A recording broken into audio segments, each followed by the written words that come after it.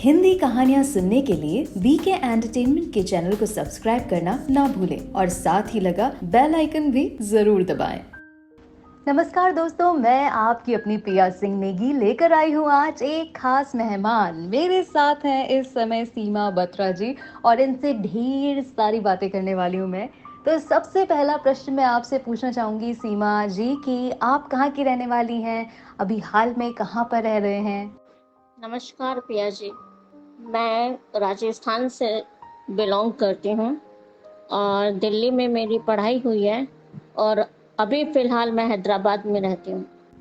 मतलब आप अभी तक दिल्ली, राजस्थान और हैदराबाद यहाँ तीनों जगह पर घूम चुके हैं। सीमा जी, मैं आपसे पूछना चाहूँगी ये तीनों जगह का मुझे राज़ बताइए। आप जो ये 3 जगह पर आप रहे हैं, तो यहाँ पर स्कूलिंग आपकी कहाँ से हुई है? कॉलेज कौन से जगह से हुआ है? मेरी स्कूलिंग राजस्थान के एक छोटे सा कस्बा है, भरतपुर के पास सीकरी, वहाँ से हुई है।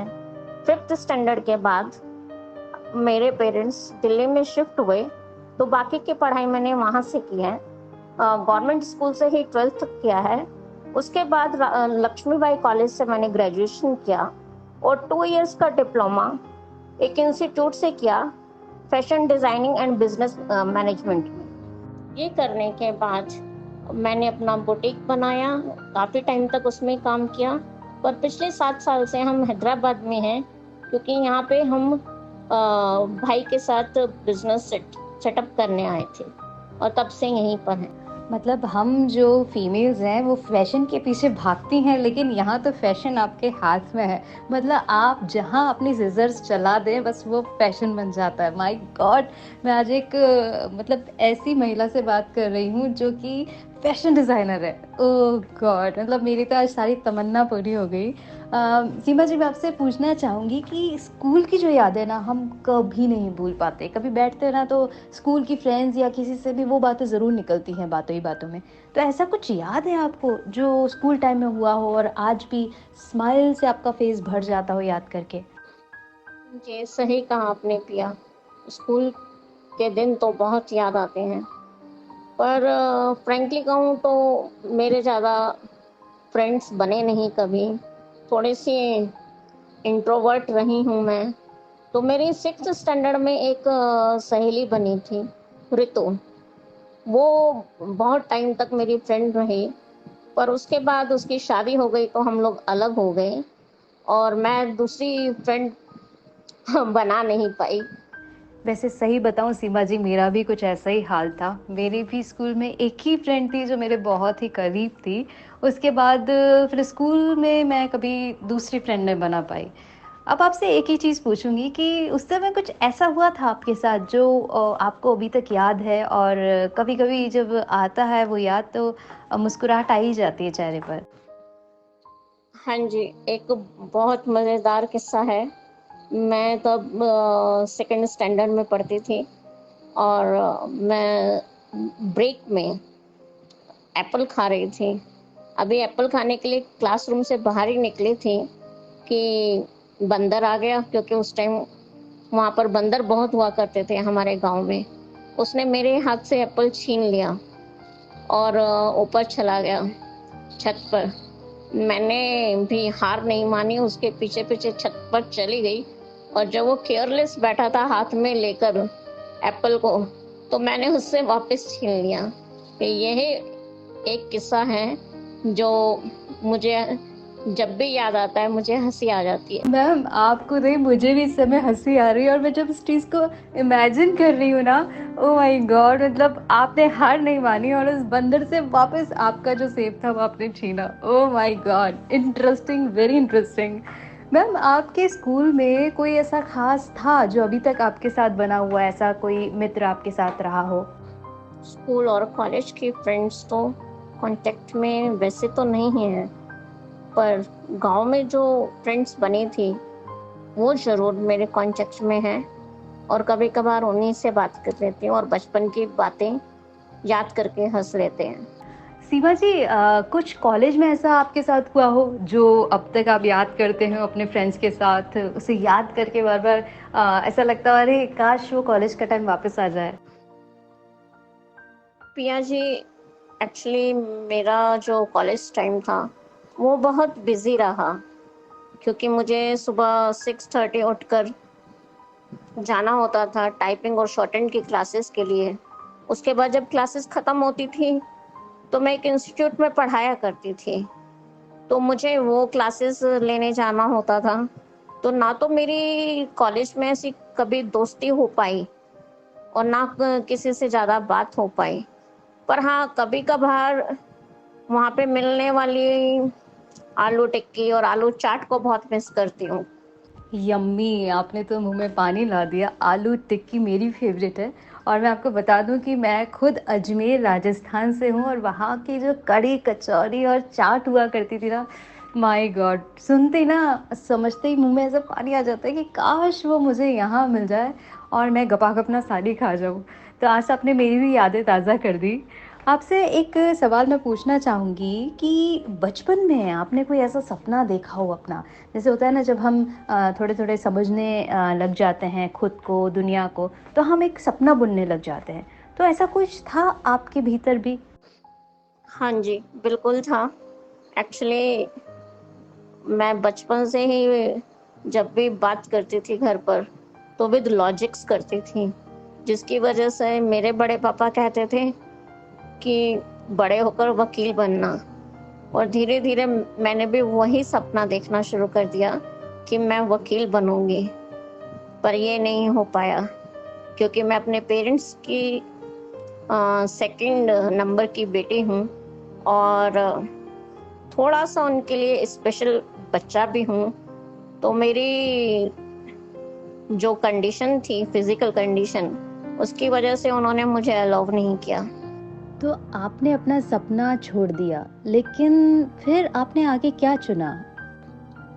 मैंने अपना सपना छोड़ा और बड़े भैया ने बोला कि फैशन डिज़ाइनिंग का स्कोप अच्छा है, तो वो करो। तो मैंने उसमें एडमिशन ले लिया। फिर मैंने बुटीक बनाया, काफ़ी साल काम किया उसमें। तो इस तरीके से मैंने एडजस्ट कर लिया। अब लॉयर तो बन नहीं पाई, बट फैशन डिज़ाइनिंग किया, अच्छे से किया। जितना काम किया मैंने डेडिकेशन से किया। बच्चों को ट्यूशन्स पढ़ाए, वो भी 100% अपना दिया। कुछ 7 साल पहले मैं अपने छोटे भाई के साथ, उसकी फैमिली के साथ यहाँ आई थी रेस्टोरेंट बनाने। हमारे यहाँ पर रेस्टोरेंट है, मैं और भाई दोनों मिलकर चलाते हैं।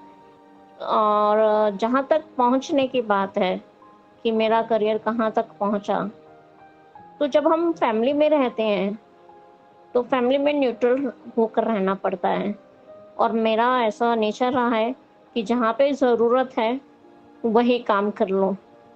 तो भाई को मेरी ज़रूरत थी, तो मैंने उसको सपोर्ट किया और भाई को पता था कि मैं बहुत अच्छे से कहानियाँ बना लेती हूँ इंस्टेंट। तो वो मुझे बहुत टाइम से कह रहे थे कि कुछ लिखो, कुछ लिखो। तो मैंने उनकी बात को सीरियसली लेकर पिछले 4 सालों में काफ़ी कुछ लिखा है। सीमा जी, मैं इसी बात को आपसे पूछना चाह रही थी कि लेखन से आपका कैसे नाता जुड़ा? मतलब आप जिस फ़ील्ड से हैं, आप फ़ैशन डिज़ाइनर हैं, आपने अपना रेस्टोरेंट ओपन कर रखा है और ये बिल्कुल डिफरेंट फ़ील्ड है लेखन का, तो ये कैसे आपसे जुड़ गया? पिया जी, अब जैसे फैशन डिज़ाइनिंग है, उसमें भी इमेजिनेशन का बहुत बड़ा योगदान होता है। और वैसे ही लिखने के लिए भी हमें अपनी कल्पनाओं का सहारा लेना ही पड़ता है। चाहे उसमें हम कुछ सच्चाई तो हम लिखते ही हैं, पर जब तक हम उसको इमेजिन नहीं करते, तब तक बात नहीं बनती है। ना ही कुछ अच्छा-सा हम डिज़ाइन तैयार कर सकते हैं और ना ही कोई कहानी। और मैंने तो एक फ्रेज़ को हमेशा ही आत्मसात कर लिया है, मतलब बिल्कुल उतार लिया है अपनी लाइफ में कि imagination is more important then knowledge. तो जब मेरे घर में सबसे पहले जो मेरी भतीजी पैदा हुई 1998 में, तो मैं उसके साथ ऐसे ही बातें करती रहती थी थोड़ी वो और बड़ी हुई तो मैं उसको कहानियाँ सुनाती रहती थी। तो बस जैसे-जैसे बड़े बच्चे, आज मैं 5 भतीजे-भतीजियों की बुआ हूँ, तो उनको बस अब तक कहानियाँ सुनाती रहती हूँ और उनकी भी सुनती रहती हूँ।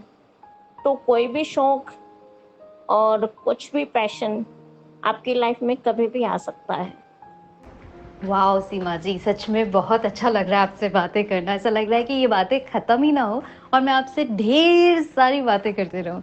लेकिन मेरे को बहुत सारे क्वेश्चन्स आपसे और भी पूछने हैं, इसलिए मैं आपसे पूछना चाहती हूँ कि हॉबीज़ क्या-क्या रही हैं आपकी? कैसे उन सब के लिए आप टाइम निकालते हैं? मेरी हॉबीज़ पढ़ना है, बहुत सारी किताबें पढ़ती हूँ। जब रेस्टोरेंट में रहती हूँ, तो कोई ना कोई बुक मेरे डेस्क पे रहती ही है। और गाने सुनना पसंद है। जगजीत सिंह जी की गज़ल सुनती हूँ। जब भी फ्री होती हूँ, तो कुछ ना कुछ सुनना पसंद करती हूँ। सीमा जी, तहे दिल से आपका शुक्रिया। आपने इतना सारा टाइम हमें दिया और हम ये सोचेंगे कि आपसे ढेर सारी बातें और भी हों हमारी, तो बहुत जल्दी आपको फिर से इनवाइट करेंगे हमारे शो पर। और एक और चीज़ मैं आपसे कहना चाहूँगी, रिक्वेस्ट करना चाहूँगी कि हमारे व्यूअर्स को प्लीज़ आप ये बताइए कि जिस तरह आपने बिना रुके आगे बढ़ते हुए मतलब अगर आपने कोई सपना सोचा था, उसे पूरा नहीं कर पाए, फिर भी आपने कहीं न कहीं अपना मुकाम बना ही लिया। तो उसके लिए आप क्या कहना चाहेंगे सबसे? कि एक प्रेरणा के लिए कुछ आप बोलना चाहें उन लोगों को जो आपकी तरह ही सपना पूरा नहीं कर पाते, लेकिन हाँ, कहीं और पहुँचना भी चाहते हैं, पर कई रुकावटें आती हैं। तो उनके लिए आप क्या संदेश देना चाहेंगी? प्रिया जी, आपका भी बहुत-बहुत शुक्रिया कि आपने मुझे यहाँ पर बुलाया और ढेर सारी बातें की। मैं बस अपने सुनने वालों को बस यही संदेश देना चाहूँगी कि सपने ज़रूर देखने चाहिए, पर सपने ज़रूर पूरे होंगे, ये शर्त नहीं रखनी चाहिए। क्योंकि हम जब ऐसा करते हैं, तो हम अपने ही बनाए हुए जाल में फँस जाते हैं। क्योंकि जो हमने सोचा है, वो नहीं होता, तो उसके लिए आप हमेशा पॉज़िटिव सोचिए। शायद ईश्वर ने आपके लिए कुछ अच्छा प्लान किया हुआ है। और अपनी मेहनत को ज़ाया मत कीजिए और उसको सही डायरेक्शन देने के लिए आप एक बार अच्छे से सोच विचार कर ही कदम उठाएँ, भगवान ज़रूर साथ देंगे।